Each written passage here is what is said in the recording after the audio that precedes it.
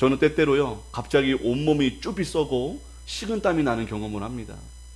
제가 특별히 뭐 병이 있어서가 아니라 혹시라도 내가 교회 생활을 하고 목사까지 되었는데 예수님을 진정 내 인생의 구원자와 주인으로 영접하지 않은 채 예수 믿는 척, 예수님을 사랑하는 척하며 살다가 눈을 떠보면 정작 내가 지옥문에 서 있는 나를 보게 되는 것은 아닌가, 그런 상상이 들고 그런 생각이 들 때 제 마음 가운데 온몸이 쭈비 쓰게 됩니다. 땀이 흘려요. 내가 그런 삶을 살면 어떡하지?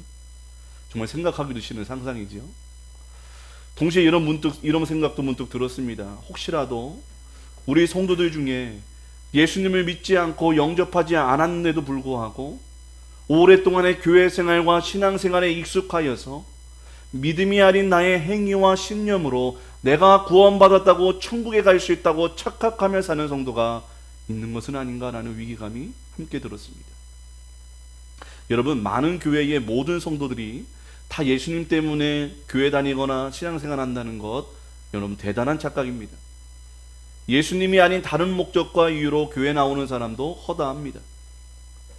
그런데 문제는 그런 사람들조차도 교회 나오고 헌금하고 봉사하고 전도하면 내 행위로 구원받았다고 착각을 하고 구원의 확신을 가지고 살다가 지옥에 간다는 것입니다. 정작 예수님이 자신의 구주가 아니기에 자기 마음대로 자기 주장대로 살고 있고 그 인격과 성품 그리고 그 삶은 절대 변하지 않으면서도 자기는 성도라고, 나는 예수 믿고 있다고, 그래서 천국의 티켓을 이미 받아놨기 때문에 나는 걱정하지 않는다고 자신만만합니다. 요즘은 그럼에도 불구하고 여전히 내 주장이 강하고 눈에 보이는 목회자에 대한 순종도, 또 성도들 간에 대한 사랑도 없이 말로는 보이지 않는 하나님을 사랑한다 하고 그분의 음성을 듣는다고 거짓말만 합니다. 성도만이 있어야 할 교회에 왜 이런 자신을 속이고 스스로 천국문을 막아버리는 위선적이고 거짓된 자들로 가득해야 될까요? 여러분, 우리는 다른 사람이 아닌 자신의 영혼에게 오늘 질문해 보았으면 좋겠습니다. 나는 진짜 예수님을 구주로 영접하였는가? 내가 진짜 예수님을 믿고 그분이 나의 주인된 삶을 살고 있는가? 나는 얼마나 전도하기 위해 내 마음과 시간과 물질을 쓰고 있는가? 나는 십자가의 길로 낮아지고 있는가? 나를 부인하고 주님과 영혼들을 섬기고 있는가? 내 삶의 결정과 선택들이 돈이 아닌 말씀으로 인해 진행되고 있는가? 어떤 상황 속에서도 예수님이 길이요 진리요 생명이기 때문에 염려하지 않고 항상 기뻐하고 기도하고 감사하며 담대하게 살고 있는가? 내 자녀에게 성령을 익히고 최우선의 가치를 예배와 말씀과 희생과 순종이라 가르치고 있는가에 대해 우리는 자신 있게 아멘이나 답할 수 있는지 한번 점검해 보았으면 좋겠다는 생각이 들었습니다. 여러분, 이 수많은 질문들 중에 얼마나 자신 있게 대답할 수 있으십니까? 저를 포함해서 우리는 예수님을 믿으면 당연히 아멘이라 할 수 있는 이 질문들에 대해 자신 있게 대답하지 못하고 오히려 우리의 믿음과 구원의 확신이 흔들리는 것 같습니다. 여러분, 우리끼리 한번 솔직하게 스스로 대답해 보았으면 좋겠어요. 나는 예수님을 구주로 믿고 영접하고 있는 것인가? 그리고 나는 지금 죽어도 지옥이 아닌 천국에 갈 수 있는 하나님의 자녀일까? 여러분, 만일 기독교에 있어서 가장 기초이자 핵심인 이 질문에 우리가 확신할 수 없다면 우리는 믿지 않는 자들에게만 필요하다 여기던 복음으로 다시 돌아가야 하는 그 사인을 우리에게 보내주고 있다는 것을 기억하셔야 됩니다. 네, 물론 저는 여러분들의 신앙과 구원의 확신을 의심치 않습니다. 저 또한 저는 예수 믿는 자이고 천국 갈 인생인 걸 확신합니다. 그러나 내 삶이 내 믿음을 의심하게 되고 혼란케 한다면 그것은 분명 내 신앙에 문제가 생겼다는 증거가 될 것입니다. 여러분, 우리가 건강검진을 하는 이유가 무엇입니까? 혹시라도 모를 질병에 노출되어서 죽어가고 있지는 않는지 확인하고 미리 대비하기 위함이 아닙니까? 마찬가지로 오늘 우리도 나의 믿음과 나의 천국행위 나만의 착각이 되지 않도록 내 자신과 하나님께 확증받고 인정받는 영혼의 건강검진을 받는 것도 참 의미 있는 시간이라 믿습니다. 오늘 전하는 말씀을 통해 다시 한번 내 삶의 구주를 확인하는 시간 되기를 원합니다. 만약 예수님이 아닌 다른 것이 내 삶의 구주였다면 여러분, 회개하십시오. 그리고 예수님을 구주로 영원히 영접하고 하나님의 자녀로 온전히 살아가게 되는 그 어떤 것도 우리의 믿음과 구원의 확신을 흔들 수 없게 되는 복된 시간이 되시기를 축복합니다. 그 다음 먼저 예수님 없는 사람들의 운명은 어디로 향해 있는지를 알아야 될 것 같아요. 그 운명은요, 그 어떤 누구도 바꾸어 놓을 수도 없는 이미 결정된 상황이라는 것입니다. 그래서 우리는 철저한 무기력함과 무능함을 깨달아야 돼요. 우리는 원래 어떤 소망도 없는 존재였다는 것을 알아야 된다는 것입니다. 여러분, 이 지독한 인간의 운명은 과연 무엇입니까? 그리고 이 지독한 운명에서 탈출하여 구원과 천국의 소망을 바라볼 수 있는 길은 과연 무엇입니까? 오늘 다시 한번 요한복음 3장 16절의 말씀을 한번 읽었으면 좋겠습니다. 함께 읽습니다. 하나님이 세상을 이처럼 사랑하사 독생자를 주셨으니 이는 그를 믿는 자마다 멸망하지 않고 영생을 얻게 하려 하심이라. 여러분, 이 말씀 속에 모든 인생의 난제가 들어있어요. 하나님이 독생자를 주신 이유가 뭐 때문이래요? 멸망하지 않기 위해서라고 말씀하고 있습니다. 그럼 모든 사람들이 지금 원래는 어디를 가고 있다는 거예요? 멸망을 향해 걸어가고 있다는 것입니다. 태어나는 족족마다 여러분 이런 생각을 해봐요. 왜 애들이 방긋방긋 웃지 않고 다 울면서 태어날까? 이미 자기가 지옥에 갈 것을 알고 지옥 갈 운명인 걸 알고 우는 것은 아닌가? 슬퍼서 우는 것은 아닌가? 그런 상상을 해봅니다. 우리가 모두가 다 멸망의 길을 향해 지금도 열심히 달려가고 있다는 거예요. 그대로 지금 가고 있는 길을 계속 걸어가면 망한다는 것입니다. 그렇기에 그 길 계속 가지 말고 영생을 망하지 않고 구원받는 길을 택하라고 예수님을 보내주셨다는 거예요. 그런데 문제는요, 이 상황을 누구도 모르고 있다는 거예요. 알아도 스스로 해결할 수 있는 방법이 없다는 것입니다. 그러므로 이 말씀은 우리에게 주시는 경고입니다. 우리의 처지는 우리의 문제를 알아도 멈출 브레이크가 없고 돌아설 핸들이 없기에 멸망을 피할 수 없는 인생이라는 게 더 큰 비극이라는 거예요. 그럼에도 불구하고 사람들이 이러한 경고에 참 무관심합니다. 그러면 참 치명적인 착각을 하며 살고 있어요. 그 착각이 뭐냐? 우선 먼저 세상이 전부다 라는 착각을 하고 산다는 것입니다. 세상이 전부래요. 이 세상이 전부이기 때문에 여기서 영원히 살 것처럼 내 집, 내 땅, 내 돈, 내 성공을 위해 인상을 다 겁니다. 한 번뿐인 인생 마음껏 즐기다가 죽으면 끝이다. 그래서 개똥밭에 굴러도 이승이 낫다라는 거예요. 우리 인생들에게 성경은 이렇게 말씀하십니다. 시편 103편 15편인데요. 우리 함께 읽어볼까요? 시편 103편 15편.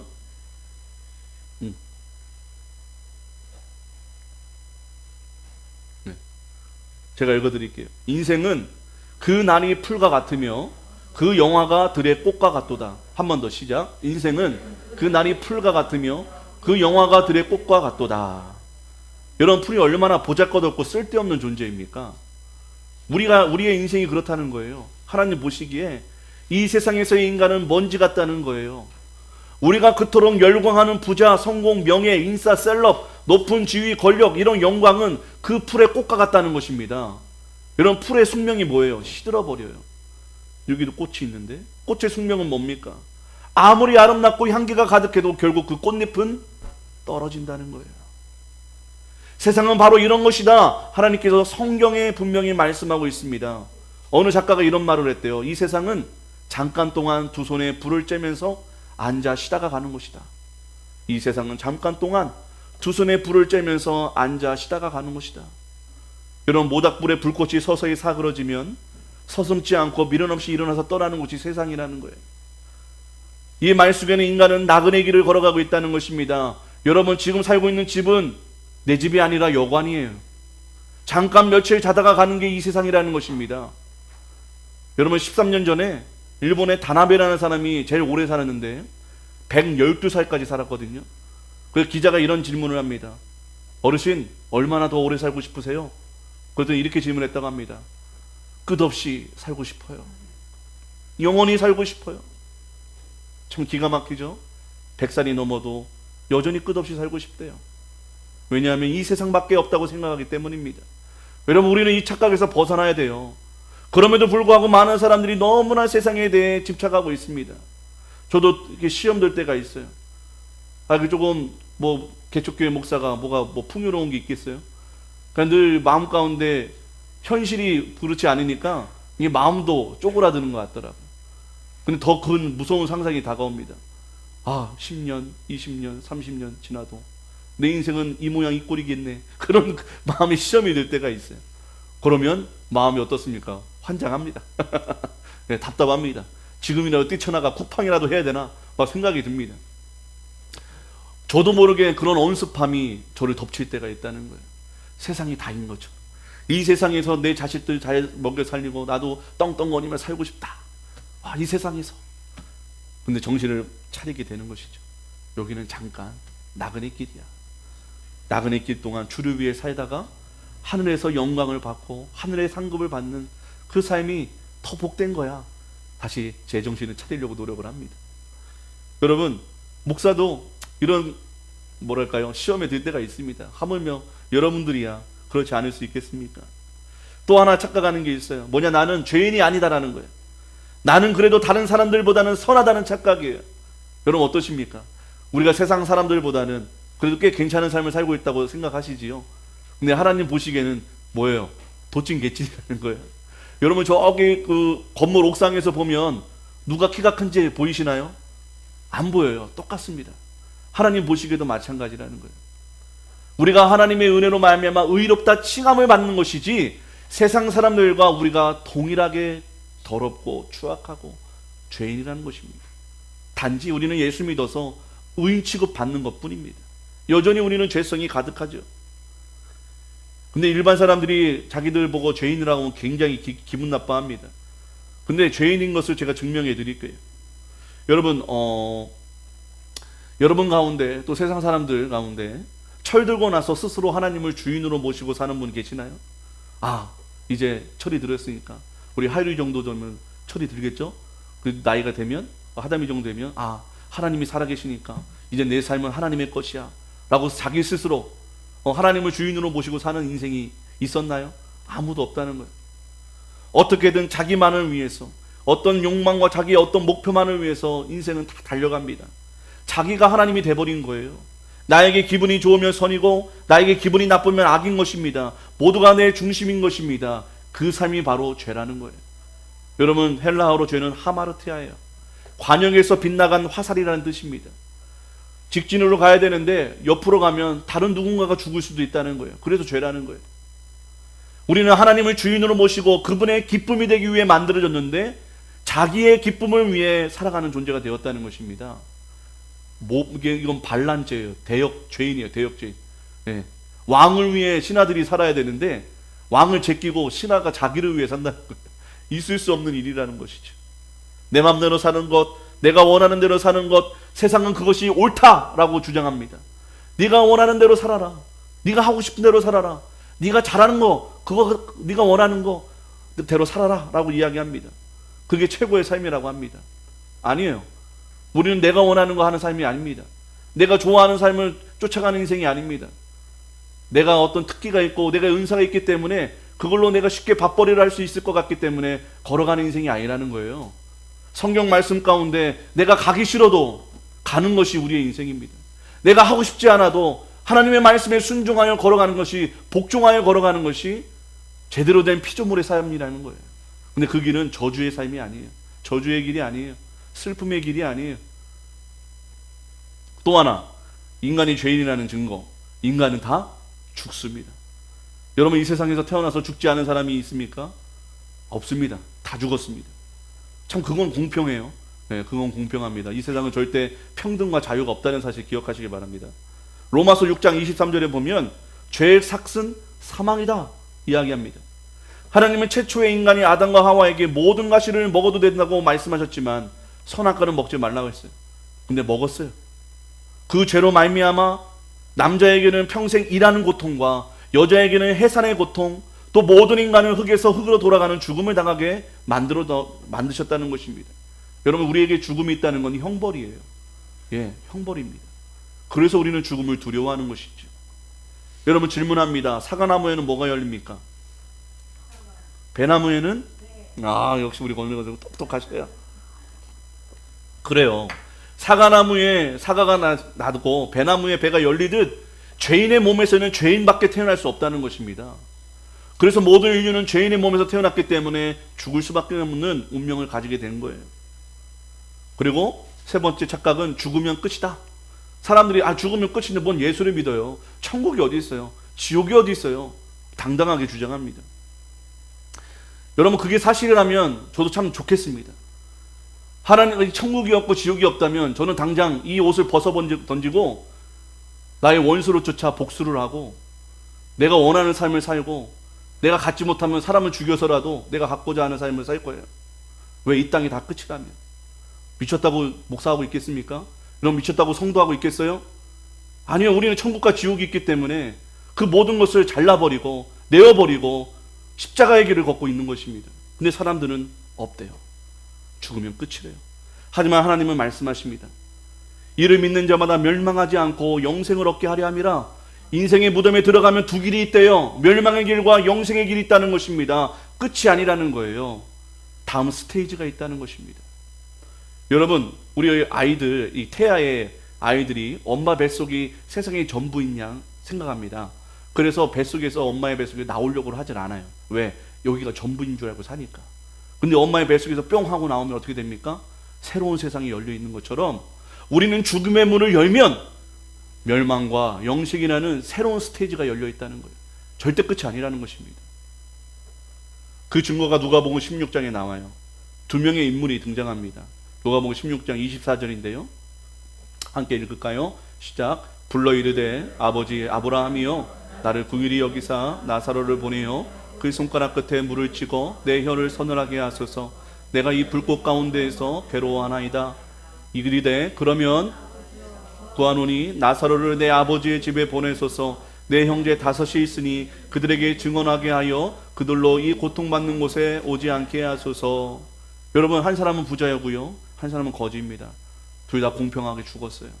거지는 천국에 가고 부자는 지옥에 갔어요. 왜 그런지는 설명하지 않을게요. 이 지옥에 간 부자가 천국에 간 거지를 보고 이렇게 이야기해요. 애걸복걸해요. 저 천국에 있는 나사로 보내서 우리 식구들 구원하게 해달라고. 지옥이 있고 천국이 반드시 있으니까 이 천국에 간 나사로가 복음 전하면 반드시 믿을 거니까 좀 전하게 해달라고 부탁을 합니다. 그러자 하나님께서 이렇게 말씀하세요. 우리 31절입니다. 31절. 31절 없나요? 제가 읽어드릴게요.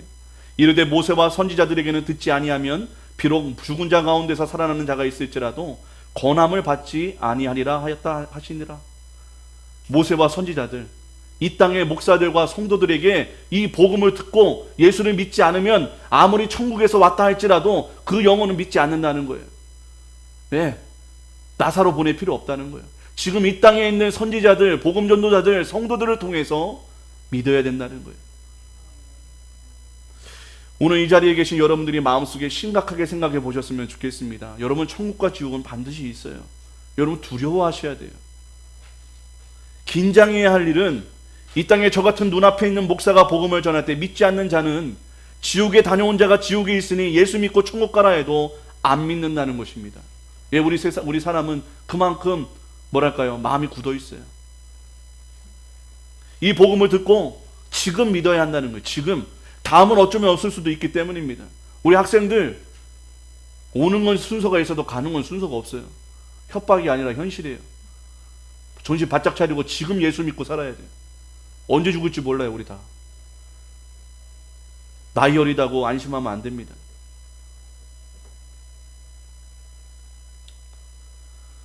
만약 여전히 내가 주인된 삶이라면 회개하고 복음을 듣고 우리 예수님 영접했으면 좋겠어요. 그게 겸손한 거예요. 그게 지혜로운 거예요. 그게 복된 길을 가는 것입니다. 만약 나 정도면 예수 잘 믿는 거야 하면서 자부하면서도 여전히 나를 위해, 돈을 위해, 성공과 명예를 위해 살아가고 있다면 우리도 저 부자처럼 세상 향락을 더 살아간 대가로 같은 실세를 질 수밖에 없기 때문입니다. 그럼에도 불구하고 세상 사람들은요, 또 물론 교회 안의 성도들도 이러한 영혼의 인생의 갈림길을 두고도 어떤 선택을 해야 하는지에 대한 고민도 없어요.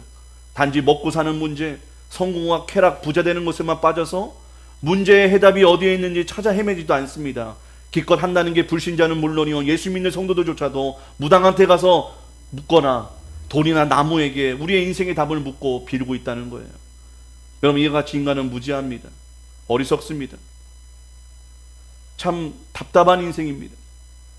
이러한 인간을 하나님이 보시고 나서 얼마나 절망적이고 답답한지 하나님께서는 하나의 결단을 내리십니다. 여러분, 만일 제가 배 아파 낳은 직원 지훈이가 깡패가 꿈이라고 하고 평생 게임만 하겠다고 하고 술 중독, 마약 중독에 빠져 살겠다고 한다면 제가 그 자식들을 내버려 두겠습니까? 어디 저기 아무도 없는 무인도라도 가가지고 그런 환경을 만날 수 없는 곳을 가서 제 아들을 지키겠지요. 무슨 짓이라도 해서 자기 자녀를 구하고 그 잘못된 길에서 돌아서게 하려 할 것입니다. 하나님도 마찬가지라는 거예요. 여러분, 하나님이 우리를 창조하셨다는 사실을 믿으십니까? 그래서 우리를 사랑 안 할 수가 없는 거예요. 내가 낳은 자식 잘나나 못나나 사랑하잖아요. 하나님도 우리의 모습에 상관없이 자기가 창조하셨기 때문에 우리를 사랑할 수밖에 없다는 거예요. 내버려 둘 수가 없는 거예요. 여러분, 내 자식이 남들보다 좀 떨어져도 사랑스럽습니다.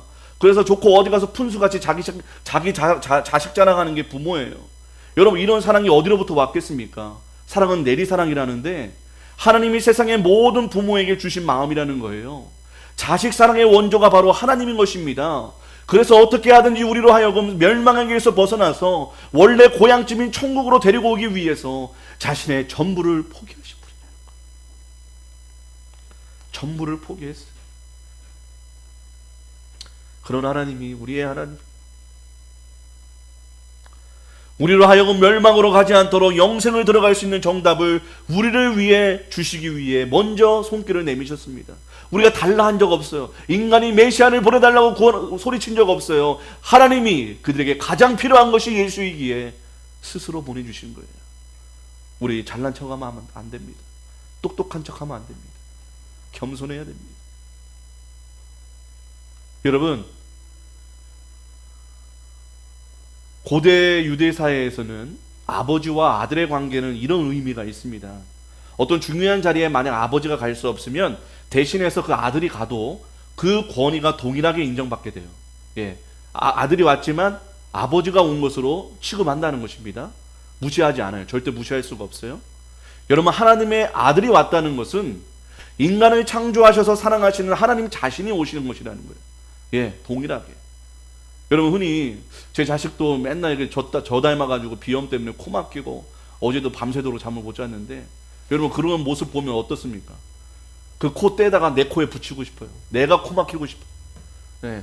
저도 어렸을 때 그 고통이 얼마나 심했는지 코를 그냥 떼버리고 싶었어요. 그러니까 아니까 내가 그 고통 대신 당하고 싶다. 여러분, 자식들이 살인죄로 저지르면 어떻게 됩니까? 영화 볼 때도 자식이 부모를 죽여도 그 죽이면서 살점이 떨어지는 아들의 살점을 엄마가 먹습니다. 왜? 그 증거물 없애려고. 내 자식 감옥 가지 않게 하려고. 자기 자신을 죽여도. 그게 부모라는 거예요. 그게 부모의 사랑이라는 것입니다. 내가 책임지고 싶은 거예요. 내가 어떻게든 해결해주고 싶은 거예요. 그래서 하나님도 자신이 만든 인간을 위해 자기 자신을 탓하면서 자기 자신이 책임지시기 위해 자기 아들 독생자를 보내셨다는 것입니다. 그분이 바로 예수님이세요. 사람이 되신 하나님이세요. 그분은 유일하게 죄가 없습니다. 죄가 없기 때문에 인류의 모든 죄를 혼자 담당할 수 있는 분이셨다는 거예요.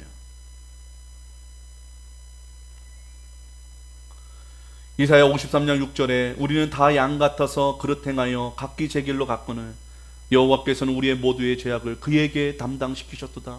왜 이러셨다고요?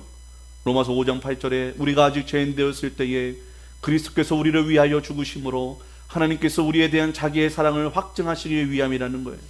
사랑하셔서 죄인이지만 구원받을 길을 생각하셨고, 사랑하셔서 자기 목숨 같은 아들을 보내시고, 사랑하셔서 우리를 위해 죽이셨다는 거예요. 이 사랑을 듣고 요한복음 1장 12절에 용접하는 자, 그 이름을 믿는 자들에게는 하나님의 자녀가 되는 권세를 주신 것입니다. 여러분, 참 놀라운 이야기예요. 말도 안 되는 이야기예요. 여러분, 누구 저 살려주려고 여러분들 자식 죽일 수 있는 사람 계세요? 없어요. 저도 못합니다. 여러분, 이것을 제가 말로 다 설명할 수 없을 것 같아요. 이해가 안 되죠? 인간의 생각으로. 그래서 우리는 이 재용서함과 구원의 사건이 뭐예요? 은혜인 것입니다. 은혜. 여러분, 은혜가 뭐예요? 받을 자격 없는 자가 받는 선물 아닙니까? 여러분, 내가 구원받은 거 당연하다 여기지 마세요. 여러분, 내가 신앙생활하는 거, 교회 오는 것 당연하다 생각하지 마세요. 은혜라고 생각하시길 바랍니다. 그런 많은 불평과 원망과 불만들이 눈 녹듯 사라집니다. 왜? 나는 은혜 받은 사람이기 때문에. 저는 20년이 넘도록 목회자로서 이 십자가의 놀라운 사랑을 연구하고 또 가르치고 했습니다만 저도 잘 모르겠어요. 솔직히 이해가 안 돼요. 어떻게 하나님이 이렇게까지 잔인한 죽음을 선택해서 우리의 죄를 해결해야만 하셨을까? 왜 자기 아들을 십자가에 못 박는 길밖에는 다른 방법이 없었을까? 정말 다른 방법이 없었을까? 고민을 하게 됩니다. 그래서 생각 가운데, 묵상 가운데 드는 생각은 이런 것이었어요.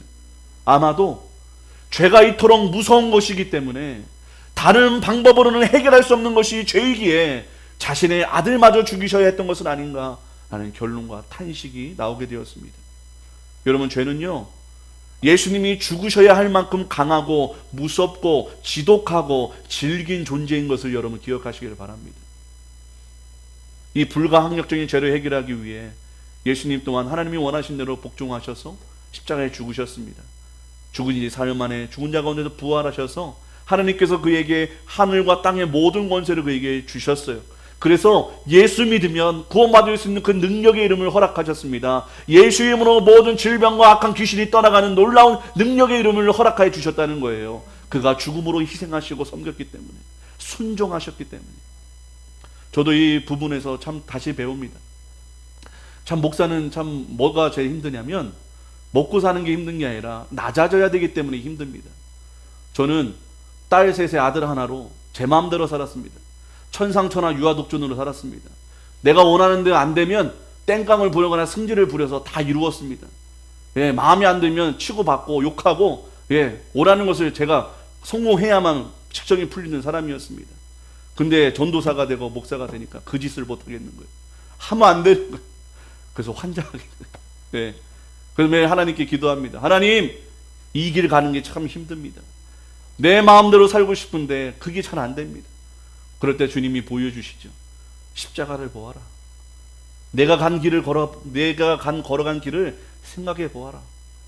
난 너를 위해 땀을 맞았어. 나는 너를 위해 침을 뱉음을 당했어. 너 나 때문에, 나를 위해서 그런 일 당한 적 없잖아. 너 성도들 때문에 그런 일 당한 적 없잖아. 누가 너 채찍질 해본 적이 있니? 너한테 욕한 적이 있니? 너 십자가에 매달려 본 적이 있니? 누군가를 위해서 나는 했단다. 박 목사야, 나를 따라오려. 그럼 갈 수 있어. 이 길 걸어갈 수 있어. 매일 그렇게 힘을 얻습니다. 안 그러면 제가 못 견디거든요.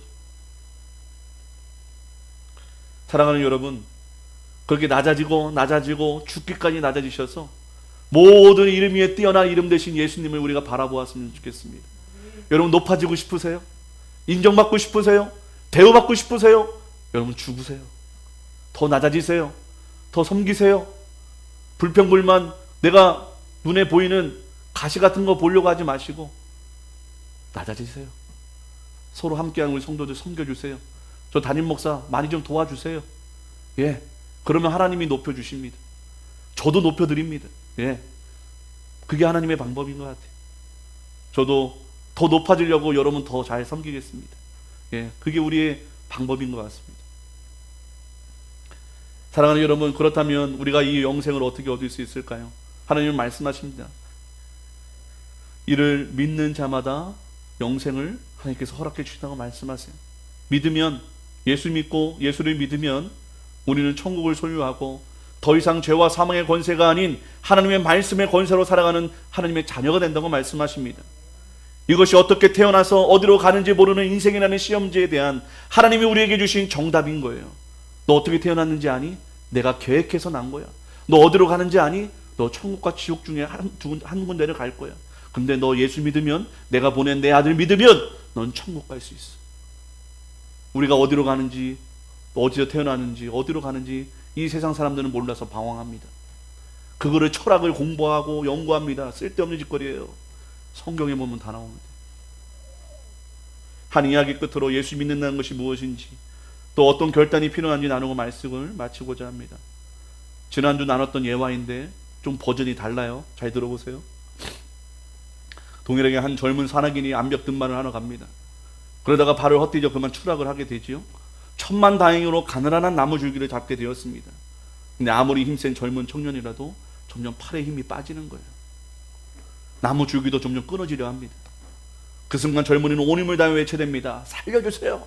사람 살려. 그러자 하나님께서 이런 음성이 들립니다. 나뭇가지를 놓고 뛰어내려라. 업그레이드 됐어요. 나뭇가지를 놓고 뛰어내려라. 그러자 이 청년이 이런 말을 했습니다. 어떤 말을 했을까요? 여러분 맞춰보세요. 내가 미쳤냐? 여기서 뛰어내리게. 이렇게 얘기를 했다 합니다. 제가 만든 거예요. 여러분, 예수 믿는 거 미친 짓입니다. 미치지 않고서는 예수 못 믿어요. 왜? 이미 미친 세상이 있기 때문에. 세상에는 돈에 미쳤고 성에 미쳤고 쾌락에 미쳤고 자기 자신에게 미쳐있기 때문에 우리가 예수에게 미쳐있지 않으면 우리는 신앙생활 할 수 없다는 거예요. 자기의 인생을 집어 던지는 것, 그거 미친 짓이에요. 근데 제대로 미쳐야 되죠. 예수님께 우리의 삶을 그대로 던져낼 수 있는 그런 미친 짓 한번 해봤으면 좋겠습니다. 말이 좀 험악하지만 여러분 그게 맞는 것 같아요. 여러분 종종 우리 공동체 훈련을 할 때 이렇게 동료를 믿고 이렇게 누우라고 하죠. 이렇게 딱 백다운 하라고 하죠. 근데 어떤 사람은 몸을 던지고 어떤 사람들은 절대 몸을 던지지 못합니다. 그 차이가 뭘까요? 바로 믿음의 차이이기 때문입니다. 사실 믿음을 갖기 위해서는요, 이 믿음을 압도할 만큼의 불신과 공포가 함께 엄습합니다. 내가 예수님을 믿고 내 것을 내려놓으면 내 인생은 어떻게 될 것인가? 내 기쁨, 내 어떤 만족, 내 성공은 어떻게 될 것인가? 다 잃어버리는 것은 아닌가? 두렵습니다. 예. 그러나 믿음으로 몸을 던진 사람은요, 동료들에 대한 신뢰와 사랑을 얻게 됩니다.